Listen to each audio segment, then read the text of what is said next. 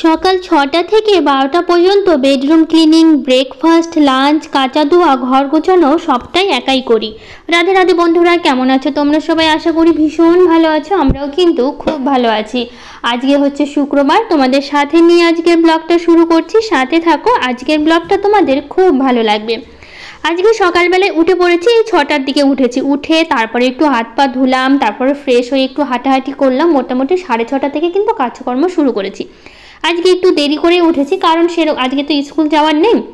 আর আজকে তো হচ্ছে স্বাধীনতা দিবস, যেহেতু বাবান একটু সকালবেলা যাবে, বাবানের পাপা যাবে না, সেরকম তাড়াহুড়া নেই, তো সেই জন্য একটু দেরি করে উঠেছি। কারণ প্রতিদিন সকালবেলা উঠি তো আর না ভালো লাগছে না, ভাবলাম একটু দেরি করেই উঠি। আর ঘুম থেকে উঠেই প্রথমে জামা কাপড় কেচে দিচ্ছি, কারণ এই বৃষ্টির কথা বলা যায় না কখন চলে আসে। তো ভাবলাম একটু সকালবেলা উঠেই কেচে দিই, সকালবেলাটা বেশ পরিষ্কার আছে, বৃষ্টি বৃষ্টি মনে হচ্ছে না, তাহলে কেচে দিই, তাহলে সকাল সকালই শুকিয়ে যাবে। আর এই এত বৃষ্টির জন্য ছাদের অবস্থা দেখতেই পাচ্ছ, পুরো কালো হয়ে গেছে একদম। আর এতদিন ধরে বৃষ্টি হচ্ছে বলো তো, পুরো শ্যাওলা পড়ে কালো হয়ে গেছে। আগে ছাদটা কি সুন্দর পরিষ্কার ছিল, আর এখন ছাদের অবস্থাটা এরকম। আর এই যে বললাম বৃষ্টির কথা বলা যায় না কখন চলে আসে, তো ভালোই আজকে দিনটা ভালোই দিয়েছিল। দুপুর পর্যন্ত বৃষ্টি হয়নি, বিকেলের দিকেই বৃষ্টিটা হয়েছিল। মানে আমার সব জামা কাপড় শুকিয়ে গিয়েছিল ততক্ষণে।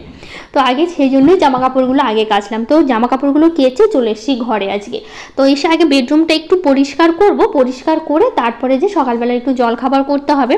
বাবা আবার যাবে হচ্ছে স্কুলে, 8টার দিকে স্কুলে যাবে, তো সেই জন্য একটু তাড়াতাড়ি করেই করছি। মানে ঘরটা পরিষ্কার করতে খুব একটা সময় লাগবে না, কারণ খুব একটা বেশি পরিষ্কার করবো না, খুব তাড়াতাড়ি করে নেব। আর তার মধ্যে হচ্ছে কালকে তো জন্মাষ্টমী, আবার বাবানের জন্মদিন। তো শনিবার যেহেতু পড়ছে, যেহেতু মানে ব্লগটা ভাবে একটু দেরি করে, কারণ যেদিনকার ব্লগ সেদিন তো দেওয়া সম্ভব না। তো সেই জন্য হচ্ছে মানে কালকে জন্মদিনটা পড়ছে, তো কালকে যে মানে ছোট করে করব, খুব একটা বড় করে করতে পারবো না, কারণ শরীরের অবস্থাটা খুবই, কারণ আর একা একা সব কিছু করতে হবে। তো সেই জন্য ভাবছি খুবই ছোট করে কয়েকজন ডেকে বাবানের জন্মদিনটা করব, আর খুবই ছোট করে জন্মাষ্টমীটা করব। আবার দুটো কিছু একসাথেই পড়েছে। আর তার মধ্যে এবার আমি প্রথম জন্মাষ্টমী করছি, মানে আগে কখনো করিনি। তো এবার ভাবছিলাম যে করব কি করব না, এখনও ঠিক করতেই পারিনি। মানে আজকে বলতে পারো পুজোর আগের দিন সব কিছু ঠিক করা হলো, যে থাক জন্মাষ্টমী ছোট্ট করে একটু করব, মানে সেরকমভাবে করবো না, জাস্ট ঠাকুরকে একটু মানে নিজের মতো করে কিছু একটু রান্না করে দিয়ে ঠাকুরকে দেবো। যতটুকু পারি, আমার পক্ষে যতটুকু সম্ভব ততটুকুই দেবো। তো ইচ্ছে আছে পরের বছর খুব সুন্দর করে অনেক কিছু করে ঠাকুরকে দেবো। তো এবার সম্ভব হচ্ছে না, যেহেতু শরীরটা তোমাদের আমি অনেক দিন ধরেই বলছি খুবই খারাপ, সেরকমভাবে কাজকর্মও করতে পারি না আমি এখন, মানে প্রচণ্ড দুর্বল শরীরটা, ঠিকমতো খাওয়া দাওয়া তো করতে পারছি না। তো না খাওয়ার জন্য না শরীরটা প্রচণ্ড দুর্বল হয়ে গেছে। কিন্তু এই যে যতটুকু কাজ না করলে হয় না, ততটুকুই করতে হয়। আর আমার একটা অভ্যাস কি বলতো, ঘর বাড়ি পরিষ্কার না থাকলে না আমার একদমই ভালো লাগে না। সে আমার যতই অসুস্থ থাকি না কেন, একটু যদি পরিষ্কার করে রাখি না, দেখতে ভালো লাগে, নিজের একটু শান্তি লাগে। তার জন্য এই অসুস্থ শরীর নিয়ে দেখতেই পাচ্ছ, তবুও একটা দিন বন্ধ দিই না কাজকর্ম করতে হয়। অনেক সময় বাবানের পাপাকে বলি আমাকে একটা দিন একটু রান্না করে খাওয়া, আসলে ও না একদমই রান্না করতে পারে না, আর খুবই মানে খারাপ রান্না করে। মানে মানে ভালোর মধ্যে বলতে পারো একটু সেদ্ধ ভাত তোমাকে করে দেবে, যদি ঝোল তরকারি কিছু একটা করে, সত্যি বলতে খুবই খারাপ রান্না করে। এমনি সব কাজই করতে পারে, কিন্তু রান্নাটাও মানে একদমই পারে না করতে। তো সেই জন্য আমাকে কষ্ট করেই রান্না করতে হয়, আর নিজের হাতে খেতে খেতে না ভালোও লাগে না অনেক সময়। তো ওকে বলতে চাই, মানে বলি অনেক সময়, তো ওই যে একদিন যদি রান্না করে দেয় না, সেই দিন আর খাওয়াই যায় না, এরকম মানে একটু খারাপই রান্না করে। তো সেই জন্য ভালোর বলতে ওই সেদ্ধ ভাতটা করো বাবা, ওটাই ঠিক আছে। তো মাঝে মধ্যে সেদ্ধ ভাত করে খাওয়াই। তো যাই হোক, এদিকে মোটামুটি সবটাই পরিষ্কার হয়ে গেল, শুধু এটা বাকি আছে একটু করে নেবো, মানে একটু বেশি করছি না, তাড়াতাড়ি করেই করছি। এদিকটা আবার দেরি হয়ে গেল, সকালবেলা ছেলেটাকে একটু জলখাবার করে দেবো, ইচ্ছে আছে চাউমিন করার। আবার ছেলেটা স্কুলে যাবে, বাবানের পাপা নিয়ে যাবে স্কুলে। 8টার দিকে ধরো ওই শুরু হবে, ওই 10টার মধ্যে বাড়ি চলে আসবে। এদিকে বাকি যা কাজকর্ম আমি বসে বসে একাই করে নেব। তো এদিকে বাবানের বইগুলো গুছিয়ে নিচ্ছে, কারণ সকালবেলা আর পড়া হবে না, যেহেতু যাবে স্কুলে, আর তার মধ্যে স্কুল তার বই নিতেও হবে না। তো ভাবলাম সব বইগুলো, যে ব্যাগটা ছিল মানে ব্যাগের কিছু বই ছিল, সেই ব্যাগের মানে বইগুলো সবটা গুছিয়ে এখানেই হচ্ছে রেখে দিলাম। তো ব্যাগের মধ্যেও ছিল, ব্যাগটা তুলে রাখলাম, যেহেতু ছুটি আছে আজকে, যেহেতু বই নিতে হবে না, তারপরে কালকে আবার জন্মাষ্টমীর জন্য ছুটি, আবার রবিবারেও ছুটি, তো সেই জন্য ব্যাগটা আপাতত সরিয়েই রাখলাম।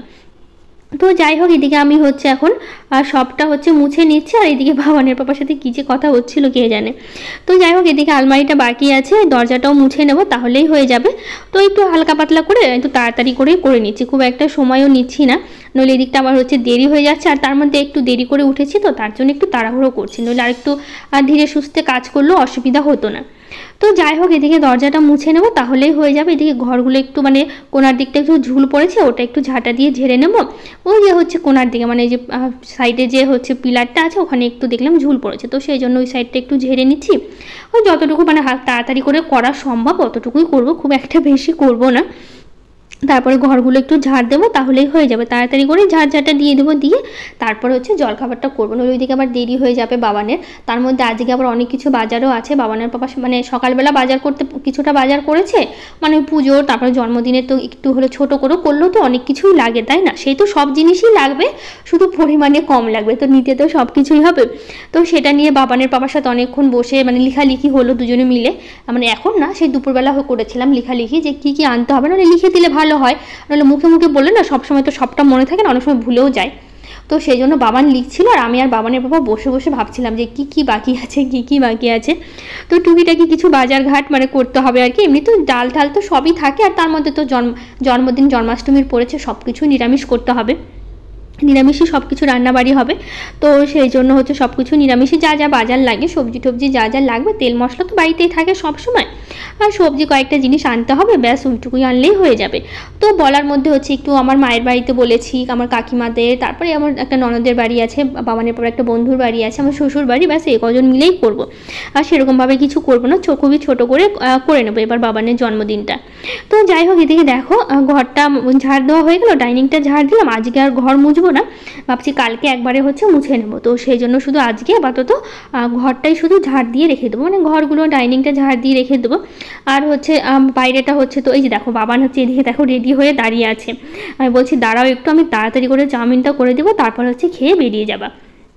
তো বাবান এদিকে রেডি হয়ে নিচ্ছে, আসলে ওই তো যাওয়ার জন্য পাগল। এদিকে আমরা বলছিলাম থাক আজকে বাড়িতে থাকো, যেতে হবে না, কিন্তু বাবান তো যাবেই। ও তো বারবার বলছে না আমার বন্ধুরা আসবে, আমাকে যেতেই হবে, বন্ধুরা হচ্ছে কবিতা বলবে, আবৃত্তি করবে, আমাকে যেতেই হবে। তার জন্য এই যে বাড়িতে দৌড়াদৌড়ি করছে। ওইদিকে দেখো বাবানের বাবা ফুল তোলাও হয়ে গেছে সকালবেলা, তো ফুল তুলে নিয়েছে। তো যাই হোক, এদিকে হচ্ছে চলে আসলাম এখন রান্নাঘরে। কারণ সকালবেলা কিন্তু আমি বাসি কাপড় পাল্টেই নিয়েছি, যখন কাপড়গুলো কাচ্ছিলাম না তখনই কিন্তু কাপড়টা যেহেতু ভিজে গেছিলো, তো সেই জন্য ভাবলাম তখনই কিন্তু বাসি কাপড়টা আমি পাল্টেই নিয়েছি। বাসি কাপড় পাল্টেই বাড়ির ঘরের কাজগুলো করলাম, আর বাইরের উঠানটা বাবানের পাপায় ঝাড় দিয়ে দিয়েছিল। তো যাই হোক, এদিকে চাউমিনটা করছি, সবাই মিলে খেয়ে নেবো, তারপরে তো বাবানের পাপা বাবানকে নিয়ে যাবে। তো এদিকে এই যে সিম্পলভাবেই করছি। ঘরে গাজর ছিল, তো বাবা না সবজি খেতে চায় না, তো শুধু সবজি দিলাম না, শুধু পেঁয়াজ লঙ্কা দিয়ে করলাম।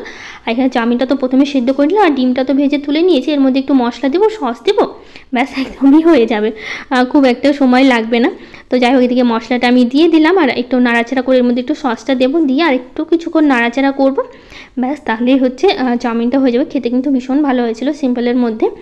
তো যাই হোক, এদিকে মোটামুটি হয়ে গেল, আর একটু বাকি আছে, তাহলেই করে নেব।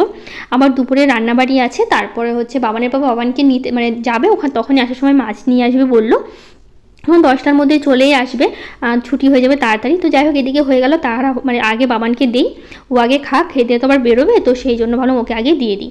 তো ওকে আগে তাড়াতাড়ি করে দিলাম, তো ও খেয়ে দিয়ে হচ্ছে কিন্তু বেরিয়ে গেছিলো, মানে খাওয়া দাওয়ার পর আর দেরি করিনি।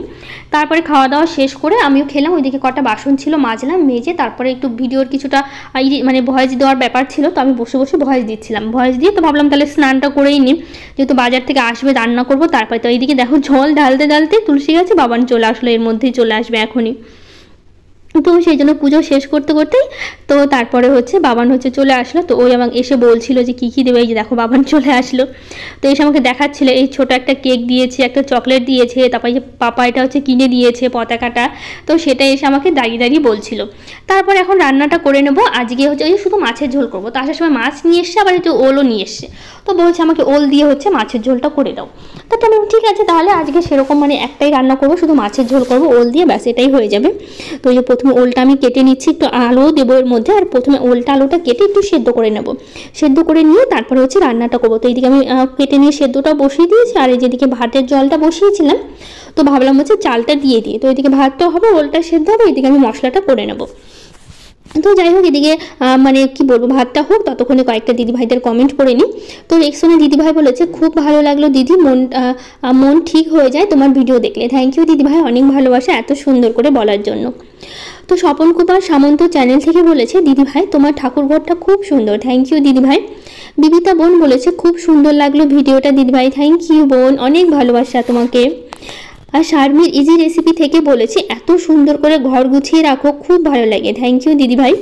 তো যাই হোক, এদিকে দেখো মাছগুলো তো খুব ভালো করে আমি ভেজে নিয়েছি, কয়েকটা প্রথমে ভেজে নিলাম আর কয়েকটা বাকি আছে, তো ওই কয়েকটাও দিয়ে দেবো।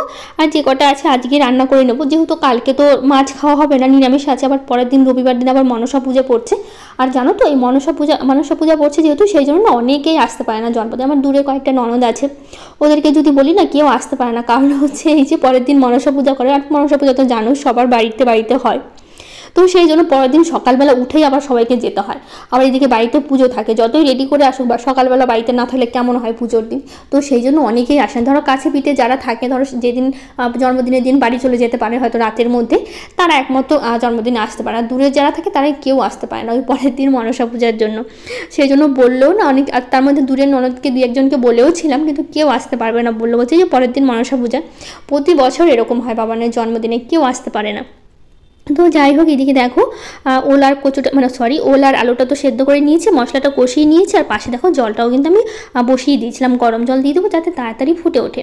তো মশলার সাথে কষিয়ে নিয়েছি, খুব একটা সময় লাগবে না, যেহেতু ওলটা প্রথমেই কিছুটা সেদ্ধ ছিল, আবার মশলার সাথে কষাতে কষাতে অনেকটাই সেদ্ধ হয়ে গেছে। তো সেই জন্য অল্প করে জল দেবো, যাতে খুব একটা বেশি হচ্ছে সময় না লাগে। তো যাই হোক, এদিকে মাছগুলো দিলাম, ঝোলটা অনেকক্ষণ ফুটে গেছিলো।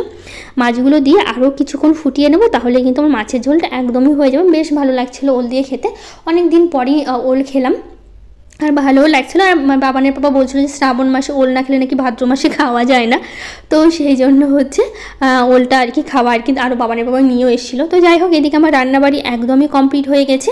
তো এখন রান্নাঘরটা পরিষ্কার করছি, কয়েকটা বাসন আছে, বাসনগুলো মেজে আপাতত রেখে দেবো। এখন খাওয়া দাওয়াটা একটু পরেই করবো, যেহেতু সকালবেলা একটু দেরি করে খাবার, রান্নাটাও তাড়াতাড়ি হয়ে গেছিলো, 10টার মধ্যে চলে এসেছিলো। তারপরে তো এই যে মাছের ঝোল রান্না করতে 11টার মধ্যে একদম পুরো রান্নাবাড়ি সব কিছু কমপ্লিট, তাড়াতাড়ি সব কিছু হয়ে গেছে, খুব একটা সময় লাগেনি। সকালবেলার টাইমটা তাড়াতাড়ি হয়ে গেছিলো, কাজকর্ম যা যা ছিল। তারপর এই যে রান্না করার পর কয়েকটাই বাসন হয়েছিল, বেশি বাসন হয়নি, যেহেতু ওই যে রান্না তো একরকমই রান্না করেছি না, সেই জন্য বেশি বাসন হয়নি। আর সকালবেলা তো জলখাবারে যা যা ছিল সকালবেলাই মেজে নিয়েছিলাম, তো সেই জন্য খুব একটা বাসন নেই, কয়েকটাই বেশ বাসন হয়েছে। তো যাই হোক, এদিকে বাসনগুলো মেজে আপাতত রেখে দেবো, তারপরে খাওয়া দাওয়াটা একটু পরেই খাবো। তো এদিকে বাসনগুলো গামলাতে রেখে দেবো যাতে জলটা হচ্ছে ঝরে যায়। তো তারপরে বিকেলবেলা না এই যে মুসলিটা এখনও খাওয়াই হয়নি, সেই নেওয়া হয়েছিল। তো ভাবছি একটু বাবানকে দিয়ে আমি খাই। বাবানের পাপাকে বলছিলাম, ও বলছে না আমিও খাবে না, ওর ভাত খেয়ে নাকি এখনও খিদে পায়নি ভাত খাওয়ার পরে। বিকেল হয়ে গেছিলো, তারপর বললাম, তারপরেও শুনলো না। তো অল্প করে দুধটা গরম করে নিলাম আর কিছুটা দুধ ফ্রিজে রেখে দিলাম। তো যাই হোক, এদিকে বাবানকে দেবো আর আমি হচ্ছে খাবো। তো দুজনে মিলে বসে বসেই খাচ্ছিলাম।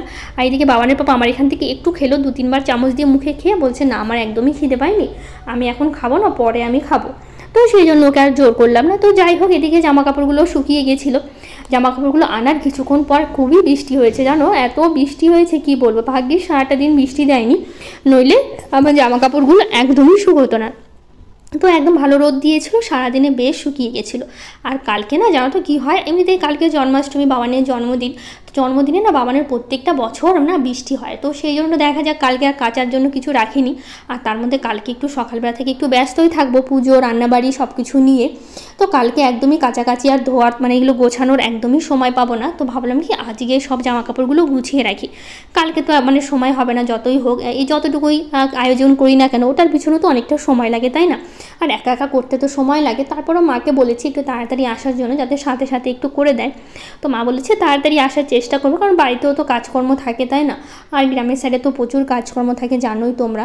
বা সকালবেলা রান্নাবাড়ি আছে, বাড়িতে গরু আছে, ওদের দেখাশুনো আছে, খেতে টেতে দেওয়া। তো মা বলেছে তাড়াতাড়ি আসবে, বাবা একটু পর আসবে সন্ধ্যাবেলা, গরু আবার বাঁধতে হয় রাত্রেবেলা করে। তো বাবা বলেছে গরু বেঁধে তারপরে হচ্ছে একটু সন্ধ্যা হবে আসতে। তো যাই হোক, এদিকে জামা কাপড়গুলো গোছানো হয়ে গেলো, সব কিছু গুছিয়ে নেব।